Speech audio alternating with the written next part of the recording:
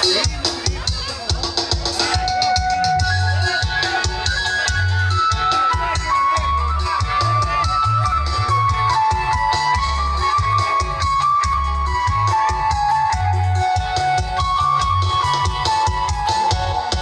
มื่อท่านทำสองไม้ปองเป็นคู่กันเลยหวังเป็นผัวที่เมียแกแน่แล้วพบความสงสารหวังมอบสิ่งนี้จิตใจไว้องเดียวกันต่างก็ศรัทธายืนมั่นไปฝันเถิดวันวิวาพ่อแม่อยากมีรักคิดต่อเติมเสริมสร้างช่วยเป็นพลาทุกอย่างให้สมดังปรารถนาให้ผู้สุขสมหาสมดังมุลาพ่อแม่ทั่วนา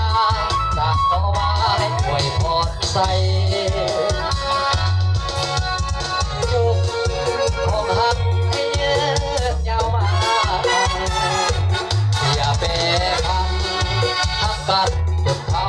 ลงไปทรัพย์สินเงินทองขอจงเงินนองหลังไหลเมื่อเกิดเป็นลูกนิ่มสายให้เลิกด้วยปฏิฆาวันนี้ทั้งสองสมปองเป็นคู่กันเลย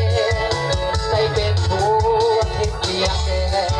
แน่แล้วพบความสุขสาเป็นยามคิดหาให้ไปอภัยให้กันดวงใจสองจงเยืนมันต่อคำควันหัวเดียวเมียเดียวเกี่ยวกันเด้อ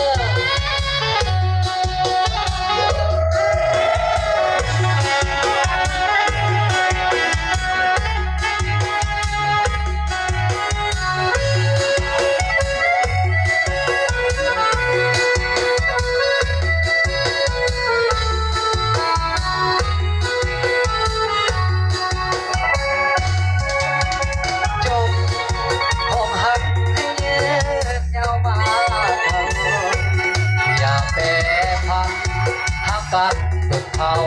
ลงไปทรัพย์สินเงินทองขอยกเมืองนองลำไหลแม้เกิดเป็นโลกยิ่งสายให้เลิกโดยปฏิภาณวันนี้ทั้งสองไม่ปองเป็นคู่กันเลยได้เป็นผัว